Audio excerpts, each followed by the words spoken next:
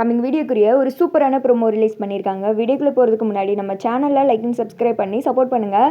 மாயாவுக்கும் மகேஷுக்கும் பயங்கரமான ஆப்புன்னு தான் சொல்லணும். வீடியோ ரொம்ப நல்லாவே இருக்குது. ஃபஸ்ட்டு சீனில் வந்துட்டு சாமுண்டீஸ்வரி அவங்க வீட்டில் கன்னோடு நின்றுட்டு இருக்காங்க. அதை பார்த்ததும் எல்லாருமே ஷாக் ஆகிடுறாங்க. அக்கா என்னக்கா ஆச்சு, எதுக்குக்கா இப்படி துப்பாக்கி கைமா நிற்கிற, என்னாச்சுக்கா, நீ இப்படி கோவப்பட்டு நான் பார்த்ததே இல்லையாக்கா, ரொம்ப கோவமாக இருக்கே அப்படின்னு சொல்ல, ஆமாம்மா என்னம்மா ஆச்சு அப்படின்னு சொல்லிட்டு ரேவதியும் கேட்குறாங்க.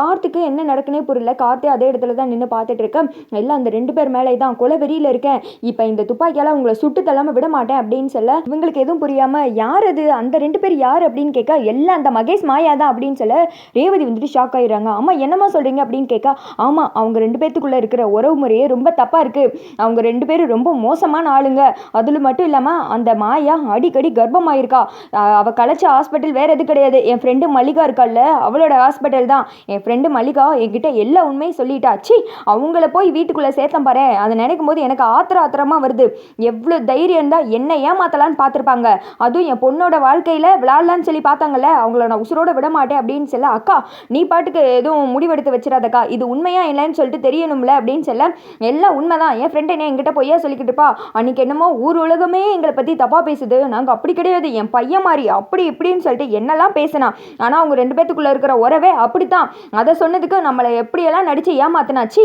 இவங்க ஒரு ஆளுன்னு இவங்க நடிப்பெல்லாம் நம்பி ஏமாந்துட்டேனே அப்படின்னு சொல்ல, இங்கிட்ட சந்திராவுக்கு அப்படியே ஒரு மாதிரி ஆயிடுது. ஐயோ எல்லா உண்மையும் தெரிஞ்சிச்சோ அப்படின்னு சொல்லிட்டு ரேவதி வந்துட்டு பயங்கர ஷாக்கில் இருக்காங்க. அதை விட ஏன்னா மகேஷை லவ் பண்ணுவாங்க இல்லையா, அவங்க 2 பேர்த்தையும் உண்டு இல்லைன்னு பண்ணிட்டு வரேன் அப்படின்னு சொல்லிட்டு கோமா வீட்டை விட்டு கிளம்புறாங்க. டிரைவர் வந்து வண்டி எடு அப்படின்னு சொல்ல, அங்கிட்டு வந்துட்டு மாயாவை மகேஷன் தான் காமிச்சிருக்காங்க. வீட்டில் பேசிகிட்டு இருக்க டக்குன்னு வந்துட்டு கன்னோட வந்துட்டு உள்ள சாமுண்டீஸ்வரி என்ட்ரி கொடுக்குறாங்க. அதை பார்த்தது, மேடம் என்னாச்சு மேடம், என்ன மேடம் திடீர்னு சொல்லாமல் கொள்ளாமல் வந்திருக்கீங்க, நீங்கள் சொல்லியிருந்தா நாங்களே வீட்டுக்கு வந்திருப்போமா மேடம் அப்படின்னு சொல்லிட்டு பம்மி பேசிகிட்டு இருக்க, நடிக்காத அப்படின்னு சொல்லிட்டு சாமுண்டீஸ்வரி சொல்கிறாங்க.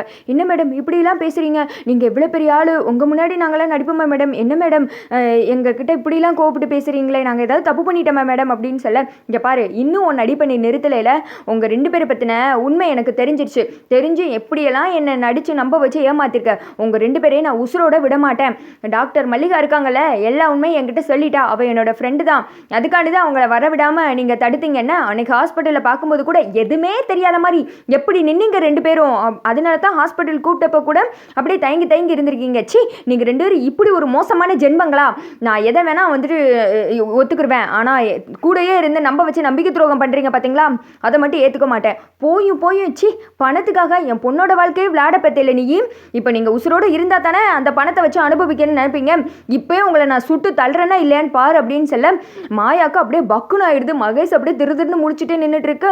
மாயா சொல்கிறாங்க, மேடம் ப்ளீஸ் மேடம் அப்படிலாம் எதுவும் பண்ணிடாதீங்க, யாரோ எங்களை பற்றி உங்ககிட்ட தப்பாக சொல்லியிருக்காங்க, நாங்கள் ஏன் மேடம் அப்படிலாம் பண்ண போகிறோம், உண்மையாகவே இவன் எனக்கு பையன் மாதிரி மேடம், இவனுக்கு ஒரு நல்ல வாழ்க்கை அமைச்சு கொடுக்கணும் தான் நான் நினைக்கிறேன், எங்களை வந்துட்டு பிடிக்காதவங்க உங்ககிட்ட இப்படிலாம் சொல்லியிருக்காங்க மேடம், எங்களை நம்புங்க மேடம் ப்ளீஸ் மேடம், இப்படிலாம் எங்கள் மேலே கோவப்படாதீங்க மேடம், எங்களை விட்டுருங்க மேடம், நீங்கள் வேணால் எங்களை பற்றி ரேவதிட்ட கேட்டு பாருங்களேன் அப்படின்னு சொல்ல, ரொம்ப நடிக்காத, அதுவும் என்கிட்ட எல்லா உண்மையும் தெரிஞ்சு தான் வந்திருக்கேன், ஆனால் என்கிட்ட இப்படி நடிக்கிற பற்றியா, உங்கள் 2 பேரே இப்போ நான் சும்மா விட மாட்டேன், சுட்டு தள்ள போகிறேன் அப்படின்னு சொல்லிட்டு துப்பாக்கி அப்படியே நீட்டிக்கிட்டே மாயாவை பார்த்து அப்படியே குறி பார்க்குறாங்க. மேடம் வேணாம் மேடம் விட்டுருங்க மேடம் ப்ளீஸ் மேடம், எதுவும் தெரியாமல் பண்ணிட்டு மேடம் விட்டுருங்க மேடம், இனிமேல் இப்படி பண்ண மாட்டேன் மேடம் உங்கள் வீட்டு சைடே வரமாட்டேன் மேடம் அப்படின்னு சொல்லிட்டு இந்த பக்கம் மகேஷ் வந்துட்டு கெஞ்சிராப்புல, இனிமேல் வந்துட்டு இந்த மாதிரிலாம் பண்ண மாட்டேன் விட்டுருங்க அப்படின்னு சொல்ல, அதோட பார்த்தீங்கன்னா ப்ரோமோ முடிஞ்சிருது.